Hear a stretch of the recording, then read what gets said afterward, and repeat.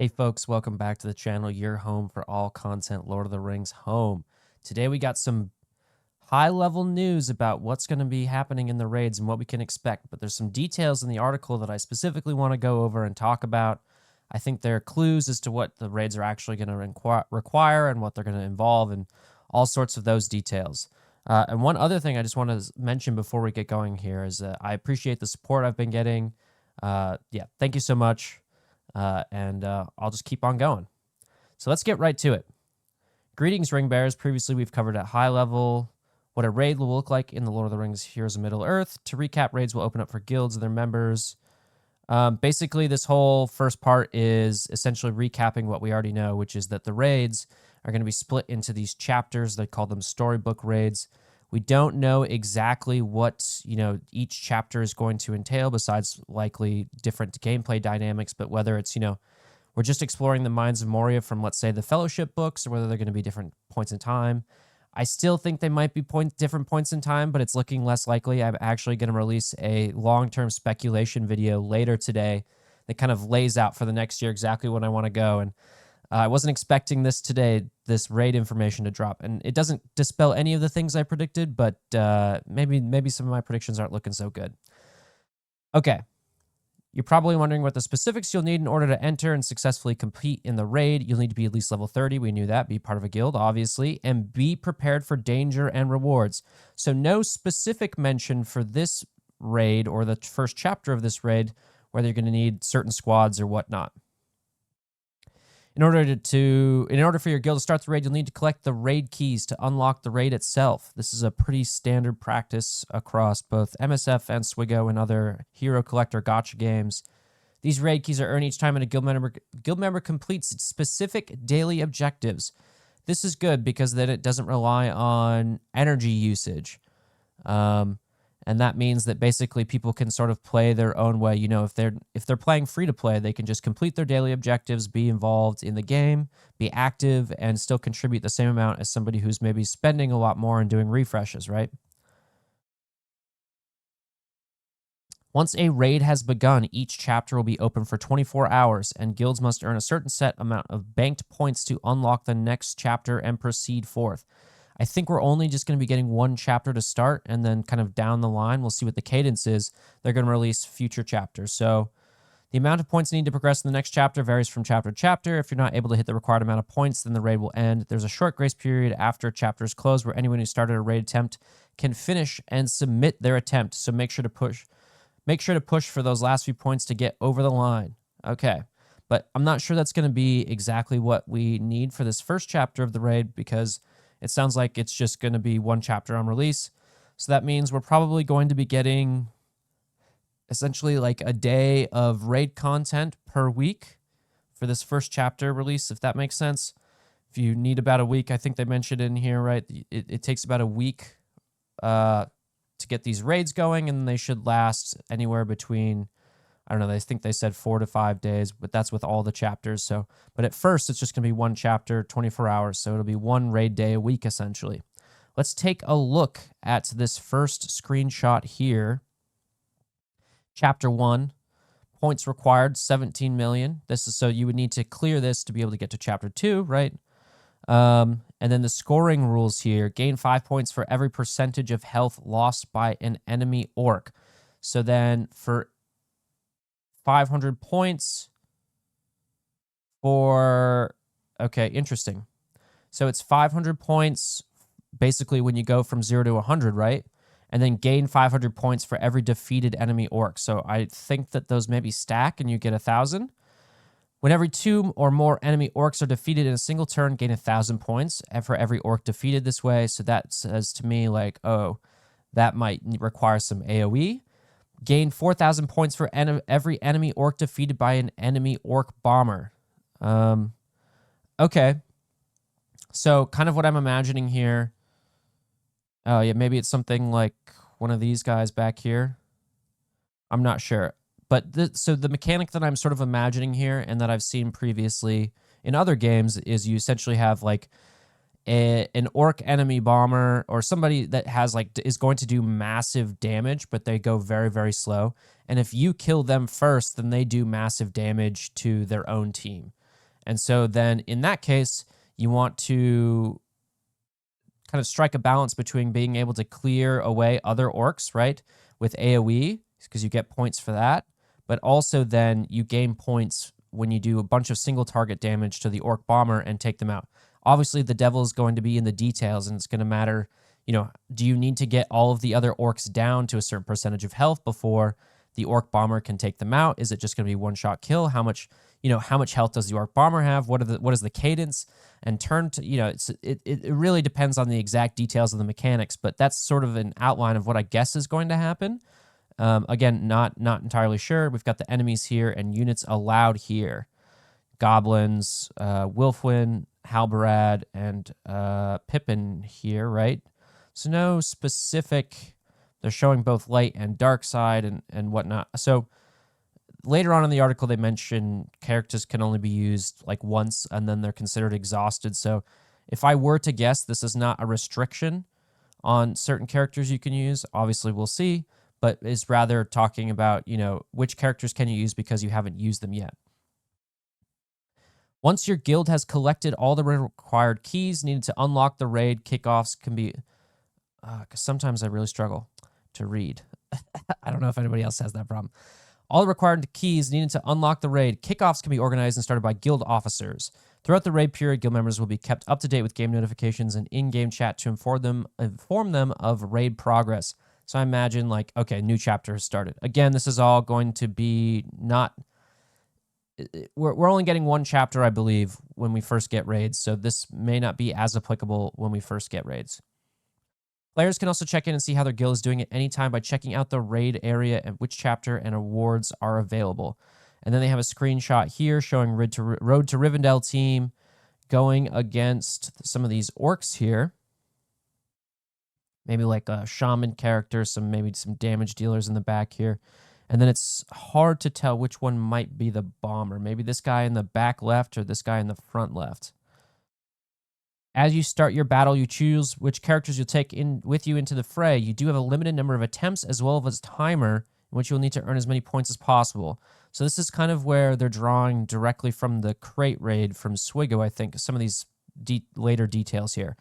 I stopped playing Swigo before the crate raid was released, but a lot of people in my guild still play Swigo, and so they've sort of given me some of the details here. In Swigo, you get like 3 or 5 daily attempts.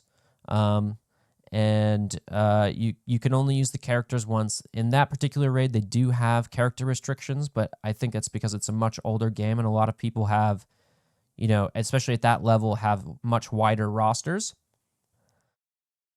During your battle, you'll be able to see your current score as well as the maximum possible score you can earn at the current difficulty you've selected for this battle. Keep in mind that you'll need to be strategic as to how you construct your team and who you bring into battles, as after each battle, your characters become exhausted and cannot be used again in that chapter of the current raid. So that's exactly what I was talking about basically above. You can only, even if, you get the maximum amount of points, you clear everything, you can only use the characters once. And I think that makes sense when you consider that there's basically going to be self-selected difficulty sliders. So it's not like, oh, the guild chooses a difficulty for the raid and you have to get everybody in there. Everybody in your guild has to be sort of batting at the same level to complete these objectives. It's like you choose a personal difficulty, and as a guild, you're still working towards getting bigger rewards. And obviously, the better everybody in your guild is, the better rewards you're going to get. But this is a little bit of a balancing where you can still play with your friends who maybe aren't as competitive as you, or you can play with friends who are more competitive than you, right? Yep, okay. Being part of a guild means all of your efforts matter. This is basically going over exactly what I just said. As an individual, you'll unlock more rewards. The more points you collect during the raid, along with gaining guild rewards that get better as the guild progresses further through the raid. And so then here are some screenshots of the different, these are the guild rewards, and these are the personal rewards. Okay, interesting. There's one thing in particular here. Yeah, 54,000 points, 54,000 points. So let's look at this screenshot before we read this. 54,000 points. This is specifically for tier 1 of the guild rewards, right? and you get 100,000 per max attempt, and we can assume, let's just do some quick math because that's interesting. So for this first tier 1 guild raid reward, you get 54 million points. 1, 2, 3, and we're going to divide that by the 36 members of the guild. 1,500,000. And for this difficulty 1 and the chapter 1, right? You can get a max of 100,000 per attempt. So we'll divide that by 100,000. So what 15? So if everybody in your guild does difficulty 1, and they would need to each do 15 max attempts to be able to get this tier 1 chest. So I don't, I guess I don't know what that means. Are people just going to be right off the bat being able to do much higher difficulties? What is difficulty 1 geared towards? Like really new beginner players, people who just hit level 30, or is difficulty 1 going to be pretty difficult? Obviously, if you do difficulty 2, maybe it becomes, you get 150,000 points per attempt or 200,000 points per attempt, and that becomes easier. But this is I think, a pretty high bar to get to with how I'm currently reading things. Obviously, again, all of the details matter. And then they've got these personal rewards here. So, you max out on difficulty 1 for this 100,000 points here on 1 attempt. You could maybe have probably somewhere between 3 and 5 daily attempts per chapter. Then you're getting 10K, 30K?